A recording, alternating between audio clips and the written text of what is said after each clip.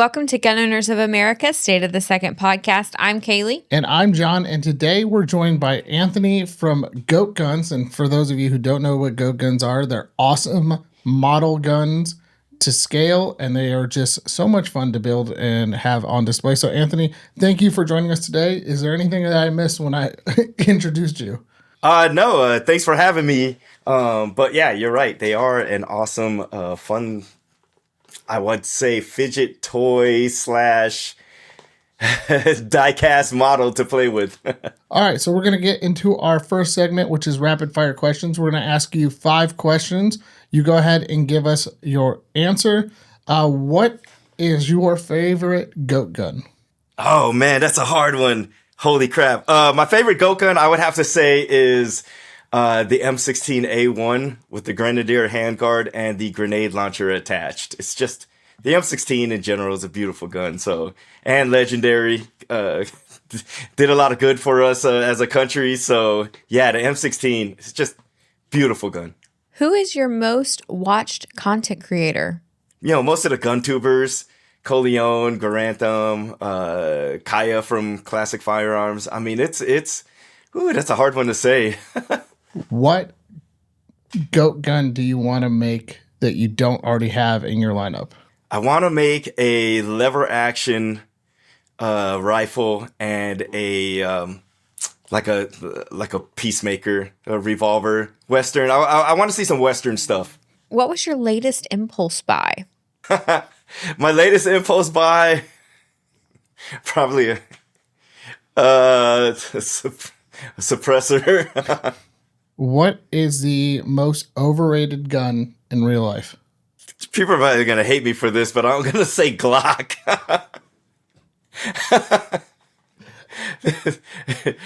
I just want to say that's not the only pistol out there. A lot of people think that they feel like that's the only pistol out there, but it's not. There's a lot of other very, very good pistols. So, yeah. Looking to upgrade your everyday carry? Langdon Tactical takes factory firearms and turns them into precision-built tools you can trust. From world-class trigger jobs to complete custom packages, every detail is built for smooth, faster, and more accurate performance. Known for the legendary LTT Beretta 92, Langdon Tactical sets the standard in custom handguns. Trusted by professionals and enthusiasts alike, Langdon Tactical delivers more than upgrades. It delivers precision-built confidence. Learn more at langdontactical.com and use code LTTGOA for $100 off orders over $1,000. Tell us a little bit about the story of Goat Guns, how you guys got started, what keeps you guys going, all that stuff. Yeah, absolutely. So Goat Guns started in 2017, started by a guy named Brad Lunt. And basically the idea came from, he loved to play video games, and in video games, like the first person shooter games, you can buy skins for the guns in the game. So he kind of figured, well, if people are paying for skins, which isn't tangible, you know what, they would probably pay for little miniature guns. And I mean, basically, pretty much nobody was out there doing it. And he found, he found the resources to do it. Started off with a couple of guns, AK, AR-15, the few of the basic guns, and then, I mean, the rest is history. So we actually, it was a little slow going at couple first years, but then COVID hit and freaking Goat Guns skyrocketed, probably because people were stuck at home, needed something to do. At that time, we were marketing like crazy on Facebook, and, you know, everybody's at home just scrolling, and Goat Guns ad pops up. That's actually how me personally found Goat Guns. But yeah, I mean, after that, it's been on the up and up ever since. And, you know, we got our first break with Sig Sauer. They came to us and wanted us to make a miniature version of, the MCX Rattler. And now we have all of the other big gun companies coming to us, asking us to make, their model, which is great. So as you mentioned SIG, what has been your favorite collaboration with? I've seen you guys do, M1 Garands with a couple people. I've seen you do the SIG stuff. Which one has been your favorite so far? I gotta say, there's a couple of influencer collabs that we did that were really fun. But as far as gun companies, I mean, it has to be SIG. They've been so easygoing, and again, they were totally into goat guns themselves. So I mean, really, it has to be SIGs. They gave us the first chance, and they're all about it. They're excited about upcoming models and stuff like that too. So yeah, it's super. They're super fun. But don't get me wrong. There's a lot of other companies that have been super fun to work with too. Some I can't even mention because they're upcoming. But they've all been pretty fun. But I would say my favorite is SIG so far. So you probably get this a lot. Somebody comes up to you and goes, "Hey, I really want a goat gun in this gun or that gun." What is the process for you guys deciding what gun becomes a model next? Okay. You're right. We do get that question a lot. I mean, that's probably I would have to say number one, most common question. Number two is, do they shoot? So, but anyways, the way the process goes is, typically if it's a non-licensed model, we're looking at the most popular gun models that the general public might know. For example, the basic AR-15 or /M4. I mean, that was a no-brainer. Everybody knows what it is. And, that was top of the list. But then when it comes to licensed guns, it really depends on what their most popular model is. So we'll start there, and then every so often they'll kind of reach out and ask us if we can do one of their models that they really want to promote or something new on their end. But for the most part, we try to talk them into, let's do the most popular ones first, like the OGs, the ones that everybody knows about. For example, with Barrett, we had to go with the M82A1, I mean, the 50 cal. Everybody knows the 50 cal. So we had to go with that. And then we went with the Mark 22, which is, a newer model for them. But it helps that the military's currently using that model. So, and that's the other thing too. It's what the military is currently using too. I mean, for example, the M17 with SIG, was one of our newest models. Now, timing was a little kind of, not so great. But I mean, it was it takes about 2 years average to make. So when we started making it, I mean, it was, there was nothing in the news or anything like that about that model. And I mean, ultimately it is a cool, gun. But, so we start with the most popular, and then, what we'll do is we'll get 3D files. We have sources where we'll get 3D files, or manufacturers will help us with that. And then our engineers will shrink the file down and then manipulate parts that could be weak points when they're shrunken down. Because it's not as easy as blasting it with a Honey, I Shrunk the Kids gun. I mean, it really, there's parts in there that will be shrunken down too small to work. So engineers will manipulate that, and then we'll 3D print the whole model, all the parts, put them together, make sure everything moves and works. And then we'll go into a prototype. So what will happen is a couple of handmade prototypes will be made. Prototypes will be sent to us for, to find weak points and stuff. And luckily I'm the guy that gets the prototypes and gets to play with them.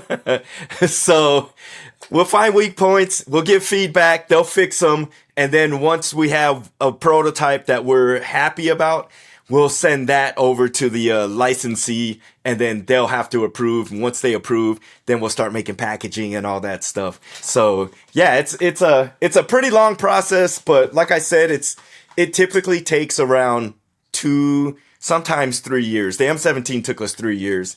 The M1 Garand took us 3 years, but on average 2 years.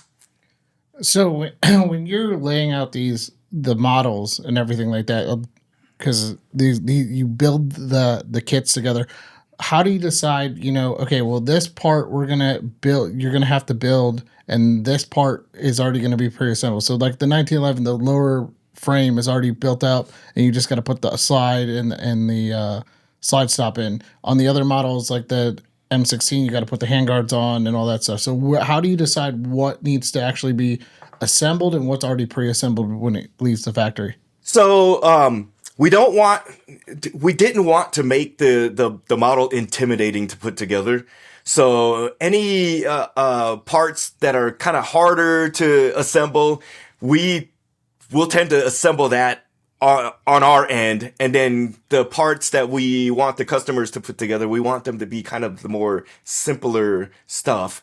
And then the hardcore fan will, it's pretty obvious that it breaks down further than what we assemble. So that leaves it open for the hardcore fan to be able to just disassemble all the way down. But for the most part, yeah, we don't want our customers to get intimidated by putting our models together. I kind of run into that. I collect other models too, like model fighter jets and stuff like that. And sometimes if I see a model that just looks like it's too much, I'll tend to avoid it just because it just looks like it's too much. So we wanted to make it simple for the customers. How many models are you up to now? So I see a whole bunch behind you. How many, and for those listening to the podcast, he's got a slew of models behind him. How many models are you up to, and color variations and all that? As far as the company, we're up to 32 different models. And that's I want to say that's including the color variations. Man, I could be wrong. We could have 32 different, but yeah. So it's around 32, and more to come. We have currently, probably 6 or 7 in the works, and every time one comes out, we're adding another one onto the to-do list, or in progress list. To-do list, you can only imagine how long that is. There's an endless amount of guns that we can do, endless amount of popular guns we can do. But yeah, we're up to about 32 different models, with a few color variations. And then we also do limited edition models, every so often that are numbered from 1 to 600. And those tend to sell out within a few days. And once they sell out, they end up on eBay for minimum of $200 instantly. I can show you. Let me show you a couple of models here. So, for example, we'll do something like this. This is one of our limited edition models where we'll do like a crazy colorway. This is the Miami Vice themed, and then this is our newest model, the skeletonized AR, and these models. You can see the rounds in there. And then they'll eject the shells. And then this is one of our licensed models, the Scar. And then check that out. And then we do anywhere from new to old, STG-44, one of our newest models. And then we do attachments. For example, the Master Key attachment. Super satisfying to play with.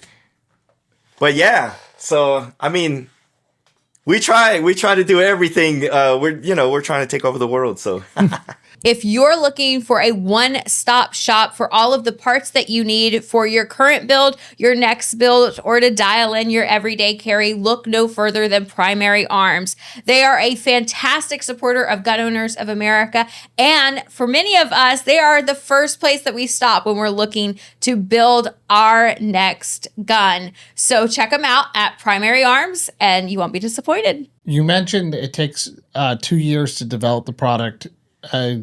What goes into, so when you go to develop the product, the gun may be popular. You mentioned the M17.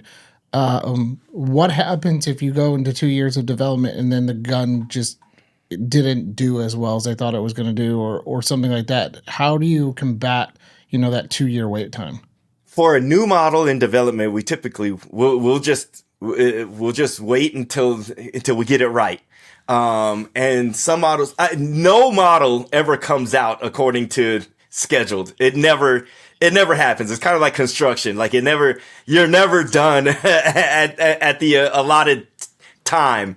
But yeah, we'll just keep pushing until we get it right. I mean, we have a model right now that's just been taking forever because of all the intricate parts. But everybody, the gun world is going to go nuts when this thing comes out, though. It's going to be definitely worth the wait. But yeah, we just pretty much just wait, and just keep pushing. If it takes 4 years to make, we'll just keep working in the background to make sure it works out. And then, if it comes out and it doesn't necessarily sell that well, that's when we'll start getting into color, limited edition colorways and stuff like that. But we really haven't had that problem yet. Our customer base is, I mean, the 2A world they love all guns.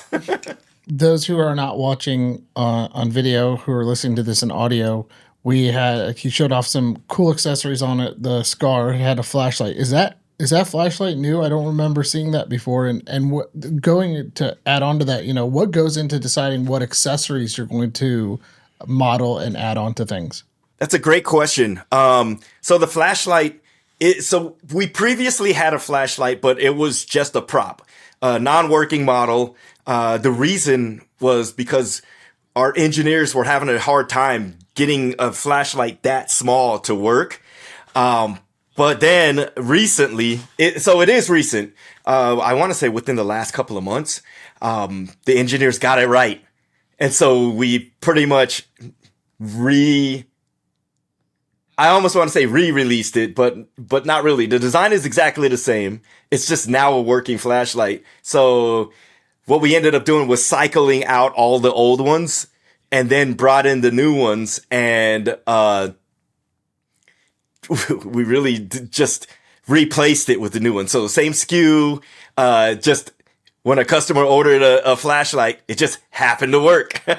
So, which is it's a pleasant surprise when you get it thinking it's just a prop. So I know we've talked about the process of collaborations. You've talked about some of the special editions, the color waves. But looking to the future, what are one of the top collaborations that you want that would kind of, I don't know, just really blow everyone's mind that you guys were able to collaborate with? Like, what's the dream? If we could collaborate with Keanu Reeves to do like a John Wick type of like maybe series, that would be so awesome. Ryan Reynolds, Deadpool, like if we could collab with some of these celebrities that do these movies that are just hardcore gun type movies, it would be awesome. If we could pick up Disney just because they own Star Wars, and do Stormtrooper blasters and Han Solo blasters and stuff like that, I mean, yeah, it would be the ultimate. Cause then we can tap into another world, because, there's some people that would buy a Han Solo blaster that might not necessarily be into guns. So yeah, we're trying to branch out a little bit, but yeah, that would be the ultimate. So you guys came to goals this year. I would say you were probably the most popular booth at Goals. Every time I walked by to say hi to you, there was about 12 or 14 people deep. You know what was not only your experience at the show, but also your experience with the GOA community and with other gun enthusiasts coming up and going, hey, I really like your models and things like that. So how has that been, the reception from the not only the GOA community, but from the 2A community? Oh, absolutely fantastic. I mean, there's nothing like seeing a grown man turn into a giddy little kid. I mean, it's just the best thing in the world, especially when it's like the hardcore personality, like, I mean, we've had Navy SEALs come up to the booth and literally they're turning into a little kid and just geeking out. I mean, stuff like that. And then the kids coming, and also surprisingly, and which we shouldn't be surprised, but surprisingly, women and girls. I mean, they're coming by and loving these things too. So, I mean, it's been great. The goals community, I mean, the GOA community, I mean, they're super friendly. We didn't, at some shows that we go to, we'll get, the gun owners that would walk by and kind of look at us and kind of ask us like, why? Or no, I only mess with real guns. Like we'll get that type of personality. But at Goals, we didn't. I'm trying to think if we even got that at all. I don't think we did. I think everybody was super cool and very nice. And I will tell you, it is a different feel as far as Goals GOA members and members of other groups. The GOA members, it is a different feel. And we talked about that after the show. We were like, oh man, we like this crowd because everybody was so friendly and just, engaged. And, there wasn't a lot of, fans or customers just walking by. Not to mention at GOA, we had the most existing Goat Guns fans show up to come to hang out with us. So that was really, really cool too. But yeah, I mean, absolutely love it. Absolutely love it. I always say that we have the best members in the world. I firmly believe that. And it's so awesome to hear, your experience with our members. This is the second year that we've had a convention. And so I think everybody is, excited to see what we've always known about our members. And that is, it's generational. We have young families, we have grandparents, we have, just college kids that are just now getting into the Second Amendment. And it's really cool. It's really cool to see. And I think that, there's a misnomer, I guess is the best way to put it, that, once your organization hits X years old, that everybody is the age of the organization. But we're turning 50, and judging by everybody that at Goals, I mean, I think that the youngest person there was a couple months old, and the oldest person there, I think, was like in their upper 80s. So it really, like, GOA is everyone. That's awesome. Yeah. And, the older the organization gets, the more tight knit, it starts to feel like a family because everybody knows each other. So it's super cool. I love it. Well, I want to thank you. You donated a goat gun for our kids area. And if you didn't come to Goals, there is a kids area. We pride ourselves in being very family friendly. But from the reports from the people over at the kids area, the kids were fighting to win the goat guns so much that they're right over there. Go talk to them. They've got them for sale. So it just makes me laugh. Young and old love the goat guns. They love the models. I have 3 that are sitting there, and You've got 2 behind you. I've got 2 behind me right now. Other I forgot. side, yeah. There's 2 behind us here. Not as many as you have, but Got to bump it up. gotta bump it up a little. But it's just cool to see how you guys took something like a model and have brought in a new segment of the community. It's something that for those listening and for those watching, it's something you can do with your kids. I highly encourage getting a handful of these models. You can do it with they will look great on your desk. They do that, all that stuff. Also, just get a Sarge bobblehead because it's just cool. It's a goat. He's got one sitting behind him. I love my Sarge bobblehead. I was going somewhere with this. I want to ask you, because you guys are gun adjacent, you're not a regulated item. I see that you're doing a ton of Facebook and social media marketing. How is that working out for you? Have you gotten any pushbacks from the big platforms? I see like there's funny ads. The one I saw the other day was a guy getting fired, and all he wanted to do was talk about the goat gun on the desk. So how do you guys go about your ads, and how have you gotten any pushback from the major platforms? We do. So we do get pushback. It is a challenge. However, we do most of the time, if we appeal, we win the appeals.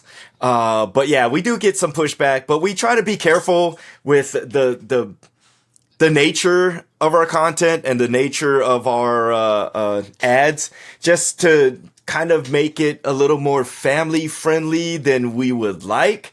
I mean, we would like, our media team, they're so talented, and we could make some hardcore goat gun content, but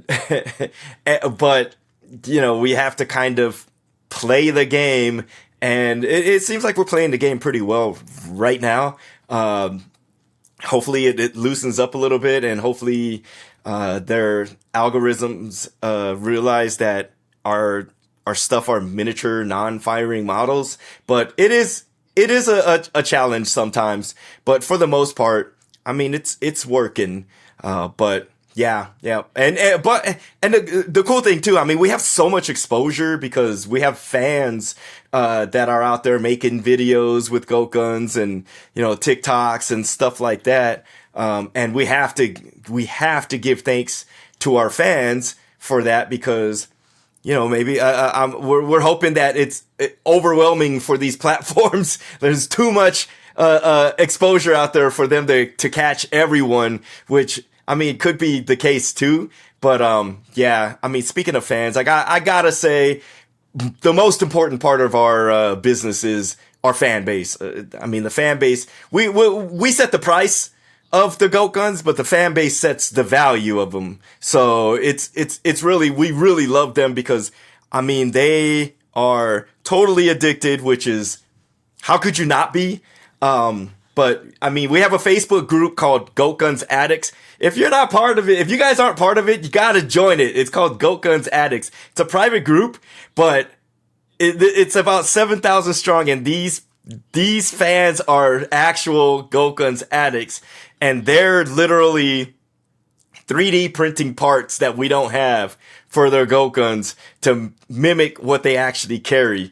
But I mean, to circle back, we love our fans, and I think I can confidently say the fans are the reason why our social media presence is outrageous. I realize that there are many choices when it comes to who you choose for your cell phone service, and there are new ones popping up all of the time. But here's the truth. You won't find another cell phone service provider that does more to defend our Second Amendment right to bear arms than Patriot Mobile. For more than 12 years, Patriot Mobile has been on the front lines fighting for our God-given rights and freedoms, while also providing exceptional nationwide cell phone service with access to all 3 of the main networks. Don't just take my word for it.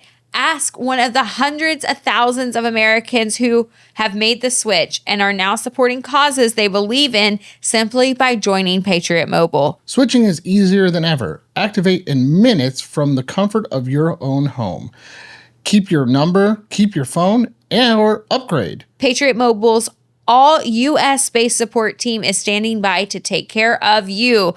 Call 972-PATRIOT today or go to patriotmobile.com/GOA. Use the promo code GOA for a free month of service and 15% off every line. That's patriotmobile.com/GOA or call 972-PATRIOT and make the switch today. It is time for our segment From the Soapbox, the time that we get to take the spicier side of the conversations. I know that I love a good soapbox. So let's kick it off to you. What are your hot takes going on in the industry right now in culture? And what do you want to see change? Ooh, I have to be careful. I wish there was more acceptance. I wish there was more education out there to kind of help the people that are intimidated by guns, to help them realize that they're not intimidating. And I mean the education part too. I wish it was more publicized that lawful gun owners are actually the most disciplined, probably the most disciplined people out there.